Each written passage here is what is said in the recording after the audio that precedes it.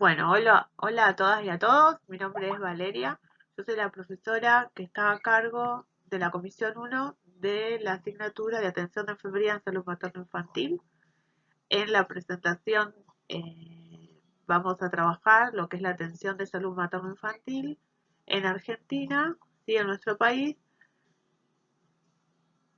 a partir de algunos conceptos de gobierno, el sistema de salud y algunas normas y programas que nos presenta nuestro, nuestra nación, ¿sí?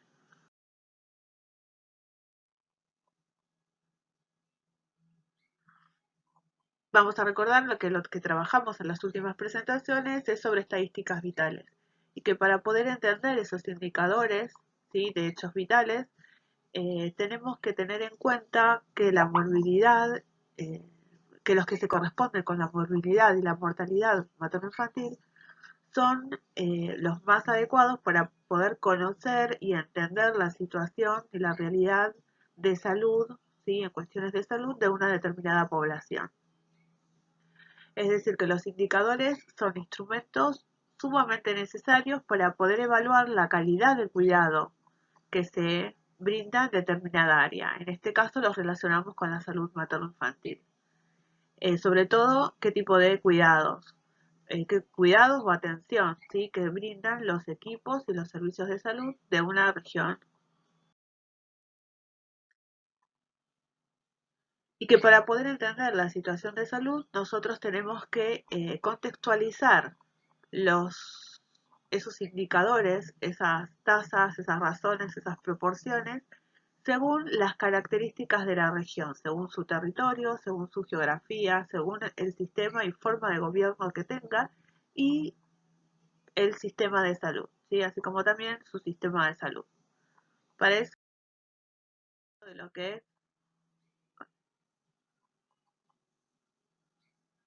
entonces, para eso vamos a hablar un poquito sobre lo que es nuestro territorio y nuestra geografía, así a grandes rasgos, y que recuerden lo que vieron ustedes en el primario, y que bueno, que nuestro país, la República Argentina, está localizado en el continente americano.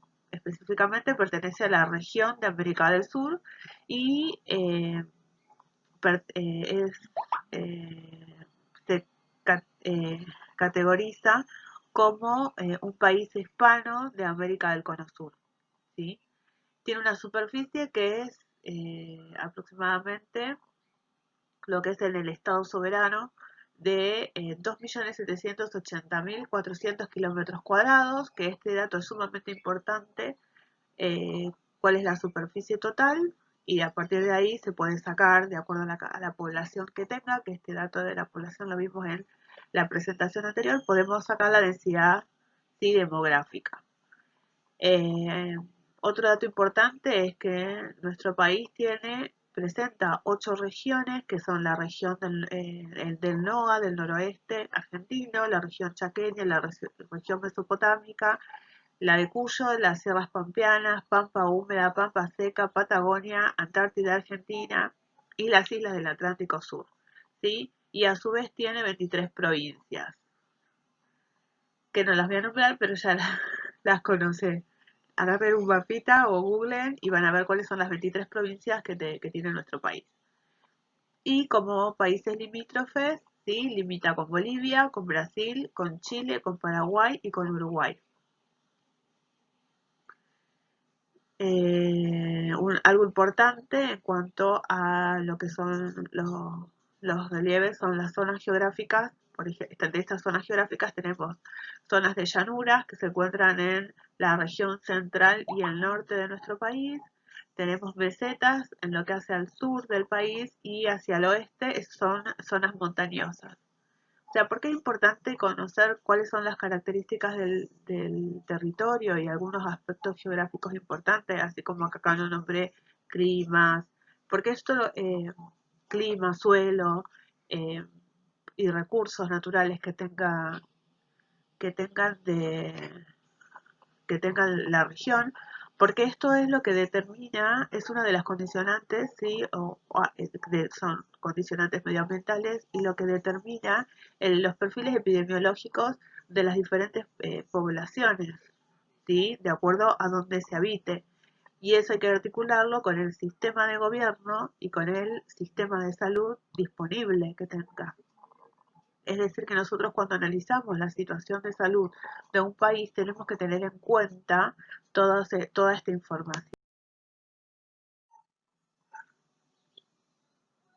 Bien, entonces el otro aspecto importante que tenemos que tener en cuenta para poder interpretar las estadísticas y llegar a la conclusión y analizar la situación de salud de una determinada región, en este caso nuestra área es la materno-infantil, pero vale para todos los datos estadísticos de los diferentes grupos etarios, ¿sí?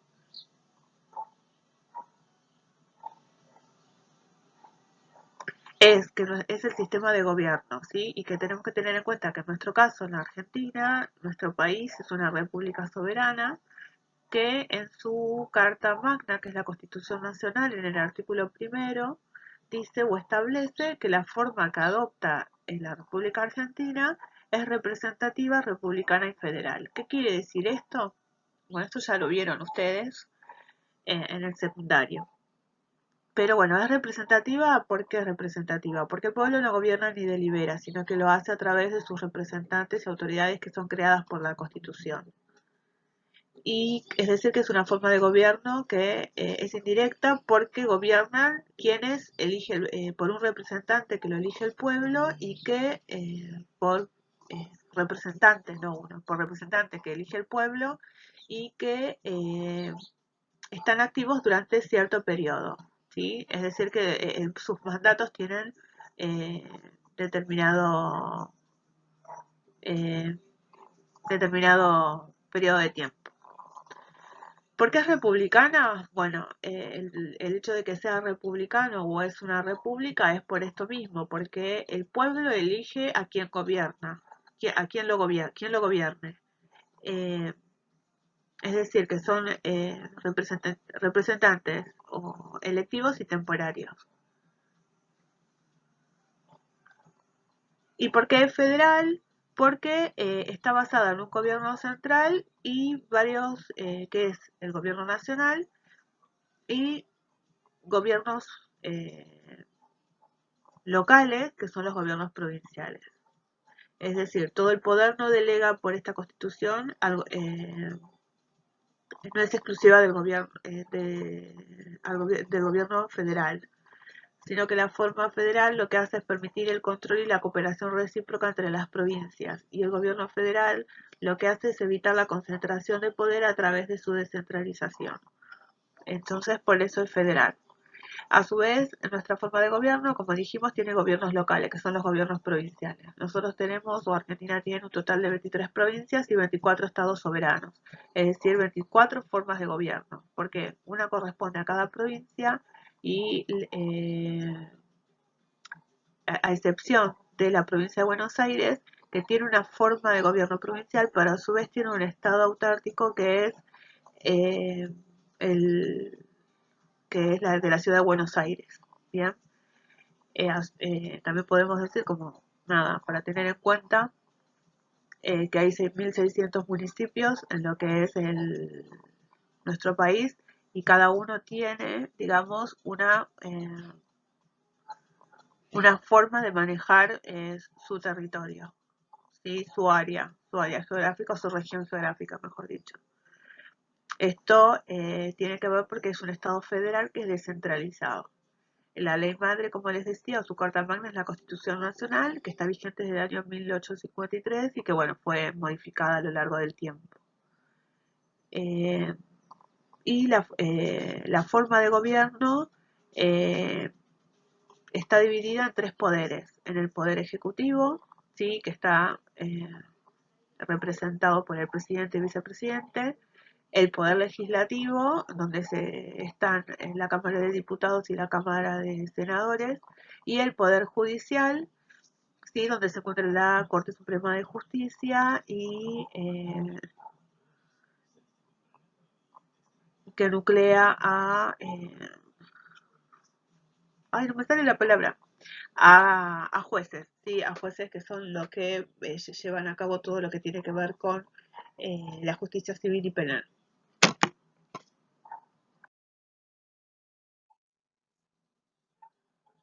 Bien, entonces, el sistema de salud. Ahora vamos a hablar un poquito más de lo que es el sistema de salud. Nuestro sistema de salud se dice que es un sistema mixto, que está constituido por 3 subsistemas: el público, el privado y el de las obras sociales. El público es el que tiene mayor capacidad instalada del país, posee centros de atención ambulatoria y centros de atención de internación. El sector privado tiene alrededor de 1.500 instituciones y 667.000 camas disponibles. Sin embargo, el público tiene 75.000 camas disponibles, ¿sí? Y hay 1.231 hospitales. Y las obras sociales, que es el tercer subsector, es el que tiene escasa capacidad instalada y se comporta como un ente financiador. Entonces ahora vamos a ver algunas de las características, o vamos a comparar estos 3 subsectores. Vamos a compararlos en cuanto a sus integrantes, a sus prestaciones, a los beneficiarios y al financiamiento. Entonces, el sector público está integrado por los ministerios y la red de hospitales y centros de salud públicos. Las obras sociales, que está representado por prestadores privados, que son efectores de distintos niveles de atención.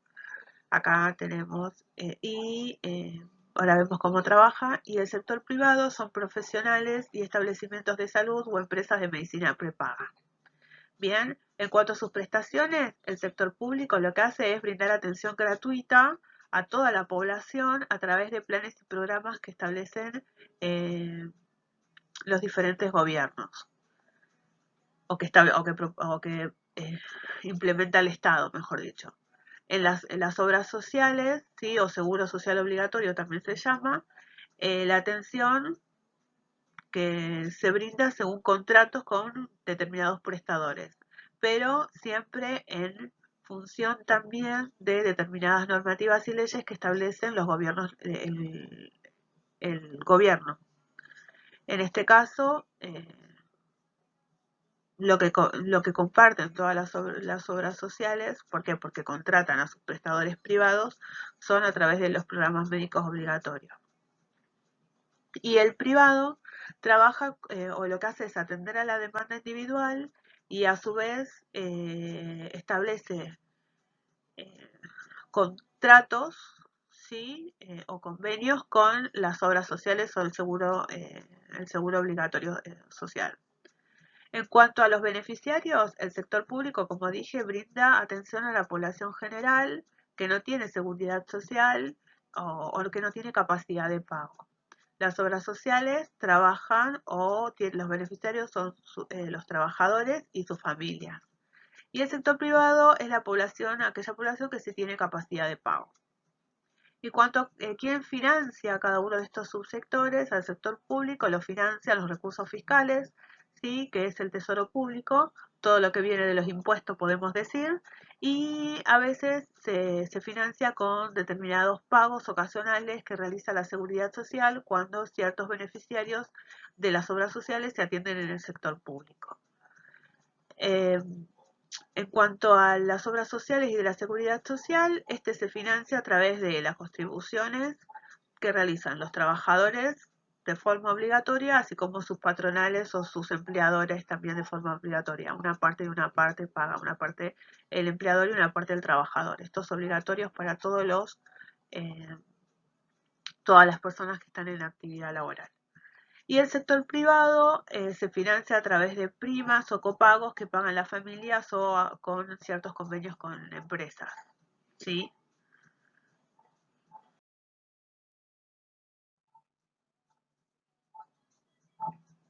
¿Qué tenemos que tener en cuenta de nuestro sistema de salud? Que a fin de garantizar a toda la población el derecho a la salud y a la atención médica, el Estado inició a partir del año 2000 un proceso de reforma del sistema. Y se desarrollaron a partir de allí numerosas normativas con el fin de organizar, regular, fiscalizar y controlar el sector público principalmente, pero también involucra a los subsectores privados y de las obras sociales. Para ello se aprobaron políticas de salud, se modificó la estructura del sistema de salud y se crearon organismos que iban a estar a cargo de nuevos planes, programas o funciones que se generaron en el Estado. ¿Sí?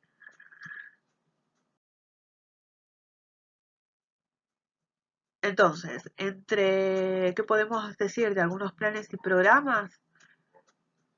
Vamos a enfocarnos a algunos que están relacionados con nuestra asignatura, que es el área materno-infantil.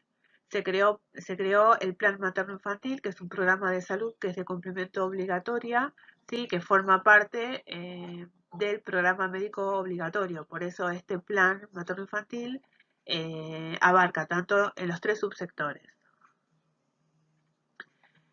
También se creó el PROGEMA, que es un programa de prevención del cáncer genitourinario. ¿Sí? El Programa Nacional de Educación Sexual Integral a través de la Ley 26.150 en el año 2006.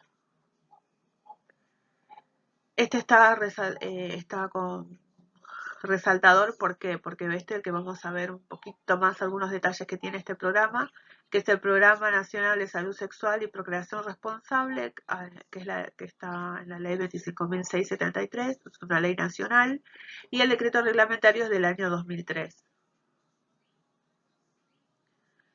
Este dio origen a varias otras leyes y programas.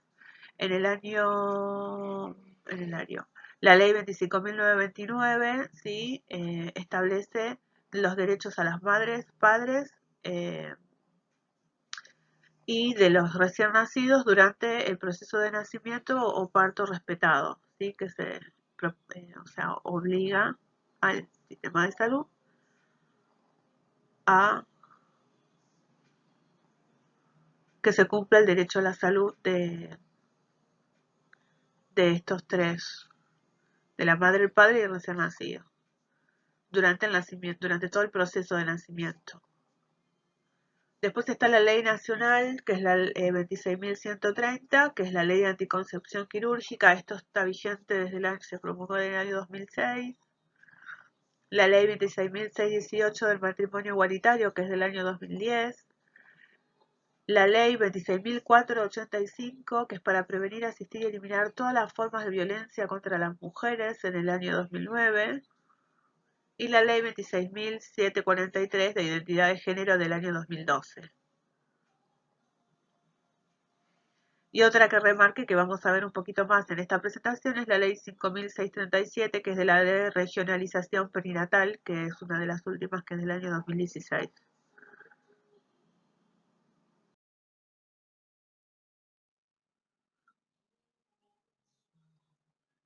Entonces, ¿qué podemos decir de la regionalización perinatal? Sí, esto que habíamos visto, que estaba establecido a través de una ley nacional, que se define a la regionalización perinatal como una estrategia política sanitaria que lo que hace es involucrar tanto a los referentes políticos como intendentes, ministros de salud, gobernantes, y que está atravesado por compromisos políticos, intereses económicos y contextos coyunturales, ¿sí? Que tiene como objetivo fundamental disminuir las tasas de mortalidad materno, neonatal y materno-infantil. Tenemos que tener en cuenta que regionalizar el cuidado perinatal es o significa alinear el riesgo con el nivel de atención.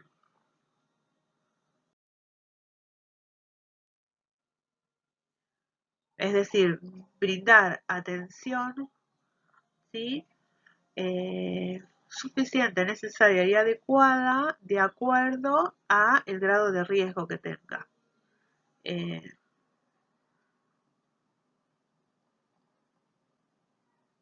Entonces, la regionalización perinatal es un conjunto de prestaciones sanitarias que se brindan a las embarazadas durante la gestación, en la atención del parto y al recién nacido, contemplando los diferentes riesgos requeridos según los problemas que puedan presentar esta etapa. Es decir, lo que hay que brindar es un cuidado adecuado de acuerdo al riesgo que presenta cada madre, ¿sí? Durante su gestación, en la etapa de parto y sobre todo al recién nacido.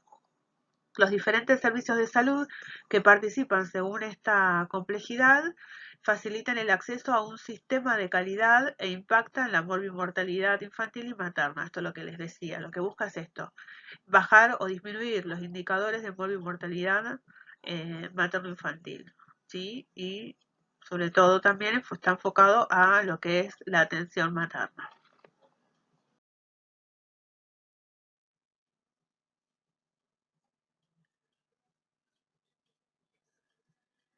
Este programa o estrategia de regionalización perinatal, ¿sí? Se implementa a través de lo que se llama la red de atención perinatal, que busca alcanzar la atención de calidad para todas las embarazadas con la utilización apropiada de tecnología y recursos que esté preparado, formado, capacitado, entrenado.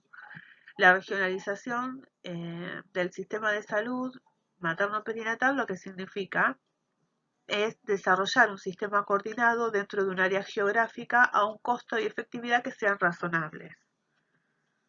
¿Sí? Es decir, lo que busca que haya atención de calidad para todas las embarazadas de su recién nacido, utilizando la tecnología que se requiera y el personal perinatal entrenado, ¿sí? Siempre teniendo en cuenta esto de costo-efectividad razonable.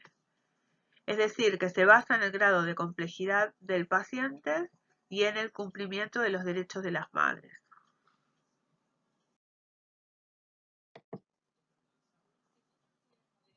Bien, ahora les voy a agregar un puntero para que veamos. Acá tenemos el esquema de lo que es la regionalización perinatal, ¿sí? Cómo está, o en cuáles son los ejes de trabajo. Entonces, lo que busca es brindar cuidados a los individuos. ¿Qué tipo de individuos? A la mujer embarazada durante la gestación y el recién nacido. ¿En qué consiste o se basa en principios de gobernanza? ¿Qué quiere decir que tenga principios de gobernanza? Es que tiene que ver con una forma de gobierno que está basada en la calidad, la eficacia y la buena orientación. Digamos que esos son los principios que tiene este programa o esta estrategia. Para lo cual se necesita, bueno, información, y esa información se obtiene a través de la evaluación del CONE y del CIP. ¿A qué se refiere con las evaluaciones del CONE? El CONE son las condiciones obstétricas y neonatales esenciales, es decir, que los indicadores se analizan en función de, esta variable, ¿sí? Con CONE, con condiciones obstétricas y neonatales esenciales, y sin CONE, sin esas condiciones. Y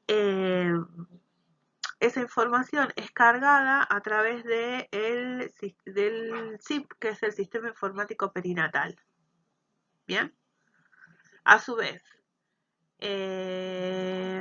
propone conocimiento, ¿sí? Que todos los efectores de los diferentes niveles de atención, y establece tres niveles, ¿sí? Establece tres niveles que son el primer nivel de atención, el nivel de hospitales y el nivel de alta complejidad, ¿sí? Que es el nivel de hospitales, que es el tercer nivel.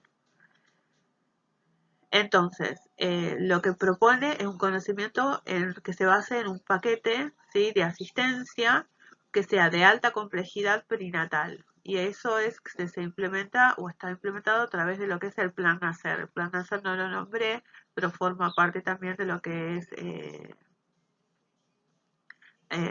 igual que el Plan materno-infantil. Después surgió el Plan Nacer, ¿sí? Que tiene determinados lineamientos, estrategias y propósitos. Por otro lado, la provisión de servicios se debe realizar a través de la categorización de maternidades, ¿sí? Según el nivel de complejidad y con adecuadas guías de referencia, ¿sí? Que tiene que haber determinados protocolos. Las guías de referencia son protocolos o normativas que deben adecuarse a cada nivel de complejidad,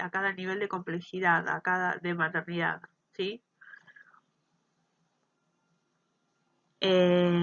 Otro de los ejes de trabajo son los recursos humanos. En los recursos humanos, sobre todo, este es el que vamos a trabajar ahora. Vamos a hablar un poquito sobre lo que tiene que ver con la capacitación de equipos, ¿sí? De salud y el equipo enfermero en servicios, y capacitación en servicios se refiere. Y el otro eje de trabajo, que este también lo vimos, que es fundamental, que es tener disponible tecnología de alta complejidad, eh, las drogas adecuadas y también los sistemas de traslado adecuados. Y se llama regionalización porque trabaja con un sistema, en red, ¿sí? En donde tiene que basarse en la referencia y contrarreferencia de acuerdo a la identificación de los riesgos de las mujeres embarazadas, para poder derivarla a el nivel de complejidad correspondiente de acuerdo al riesgo que presente ese embarazo. Esto tienen ustedes todos los textos para leer, yo no los quiero marear ni quiero que se haga muy largo esta presentación, pero es importante que sepan los lineamientos generales y de qué se trata, nada más. Y otro de los programas que le había resaltado es el Programa Nacional de Salud Sexual y Procreación Responsable, que vamos a ver 3 puntitos nada más, y que son que reconoce el derecho de gozar de una vida plena sexual, gratificante, sin coerción, así como prevenir embarazos no deseados. A partir de acá luego se desprendieron otras leyes. Se basa en la autonomía de la elección individual y libre, de acuerdo a las convicciones y a partir de información y el asesoramiento. Fíjense qué importante es acá el asesoramiento. ¿Sí? El asesoramiento. Que este plan promueve la consejería y acá tenemos un campo de actuación de la enfermería, asesoramiento y consejería. Sí, recuerden cuando vimos las leyes de ejercicio, no vimos la ley, vimos las funciones del enfermero dentro del área materno-infantil. Yo les hice foco, les resalté esto de la consejería y el asesoramiento, que es una función esencial dentro de lo que es el área materno-infantil. Y este programa abarca insumos gratuitos, capacitación, asistencia técnica, comunicación social, campañas, ¿sí? Campañas de prevención, de promoción, cobertura a través del plan médico obligatorio y se articulan con otras áreas y otros programas. Y a su vez dio origen posteriormente a otras leyes, que también vimos leyes correspondientes a otros programas que se los nombré en el listado anterior. Bien, entonces ahora ya para ir cerrando vamos a hablar sobre la capacitación, un poquito sobre esto de la capacitación de enfermería. Como ya lo vimos,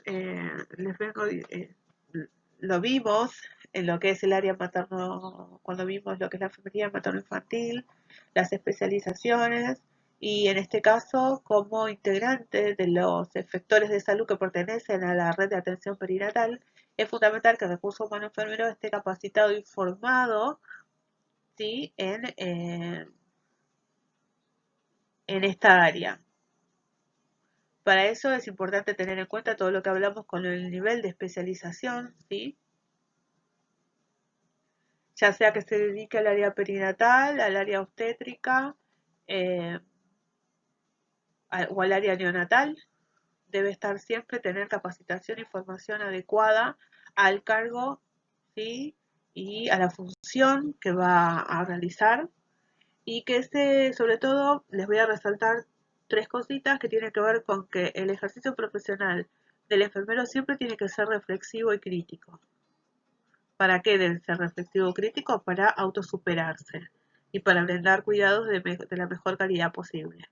Y debe basarse este ejercicio profesional en la aplicación del proceso de atención de enfermería, en la fundamentación teórica de todas sus actividades y sobre todo en la evidencia científica de sus acciones. ¿Sí? Esto también tiene un apuntecito de lo que es la evidencia científica que se los voy a dejar, si no lo googlean, pero bueno, digamos que esto quería cerrar con estos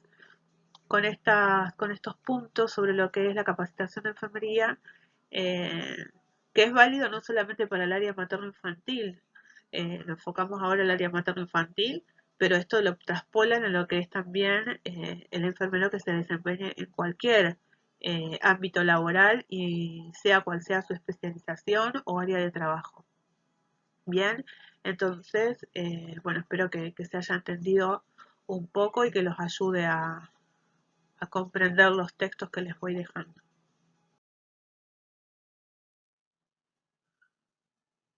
Nos vemos la próxima entonces. Chau, chau.